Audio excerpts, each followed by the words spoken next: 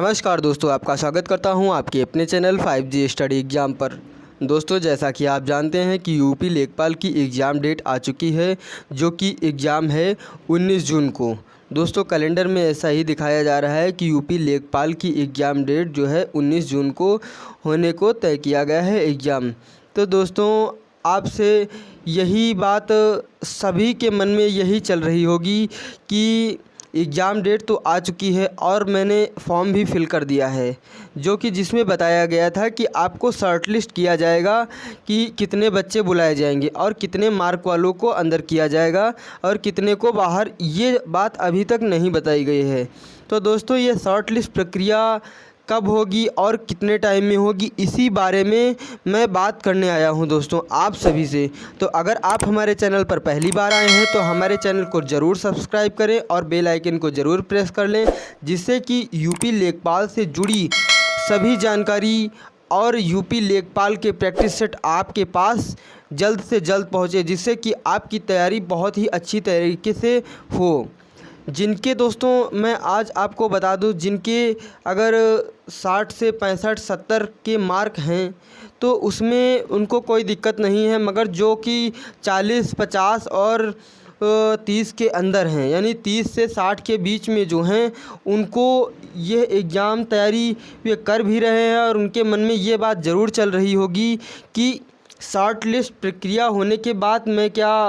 Exam दे पाऊँगा या नहीं दे पाऊँगा, ये हर रोज़ चल रही होगी। क्योंकि हमारे पास भी ऐसे कमेंट और मेरे दोस्तों के बारे में भी बताऊं तो आपको, तो मेरे पास कई बार फ़ोन आते हैं कि यह प्रक्रिया कब होगी, इसके बारे में कुछ बताओ और कितने टाइम में होगी। तो दोस्तों, मैं इस बारे में यही बता सकता हूं आप सभी को कि शॉर्ट लिस्ट प्रक्रिया होगी, मगर मैं भी आयोग से गुजारिश करूंगा कि कम से कम आप 1 महीने पहले इसकी नोटिस जारी करें और बताएं कि शॉर्ट लिस्ट में, या फिर कोई आप एक नोटिस ही जारी कर दें जिसमें कि बता दें कि इतने नंबर वालों का, या कट ऑफ की तरीके से जारी कर दें कि इतने नंबर या इतने परसेंटाइल वालों का मैं एडमिट कार्ड जारी करूंगा। तो उनको यह क्लियर हो जाए कि मैं एग्ज़ाम में बैठने वाला हूं या नहीं हूं, तो उन्हें एक अच्छा अनुभव और वे और ही अच्छी तरीके से अपनी तैयारी को अंजाम दें।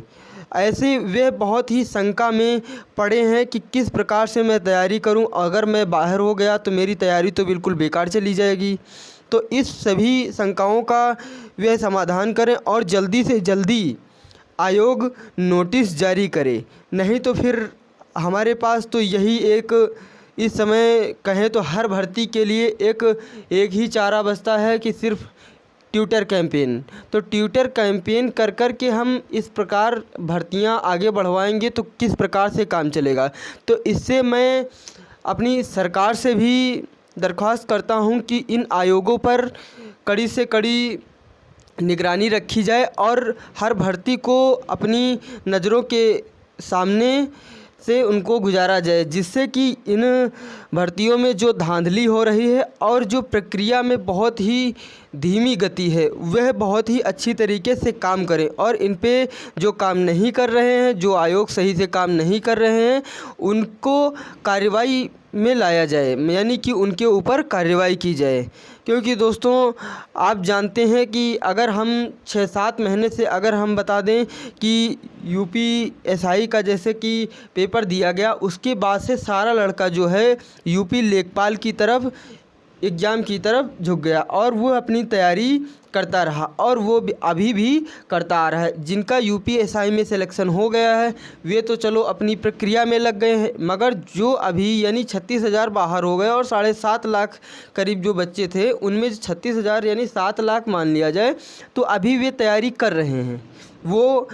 मेनली इस समय यूपी में बात करें तो यूपी लेखपाल की ही भर्ती है, जो बहुत ही बड़ी भर्ती मानी जाए, तो ये भर्ती चल रही है। तो वे सभी तैयारी बहुत ही अच्छी तरीके से कर रहे हैं, मगर ये शॉर्टलिस्ट की प्रक्रिया अगर पूरी जल्दी से जल्दी कर दी जाए तो इससे बच्चों को बहुत ही आराम मिलेगा और अपनी तैयारी को बहुत ही अच्छी ढंग से करेंगे, क्योंकि उनको पता चल जाएगा कि मैं एग्ज़ाम में बैठने वाला हूँ या नहीं। तो इसके बारे में आप क्या कहेंगे कि ट्यूटर कैंपेन चलाना चाहिए 1 महीने तक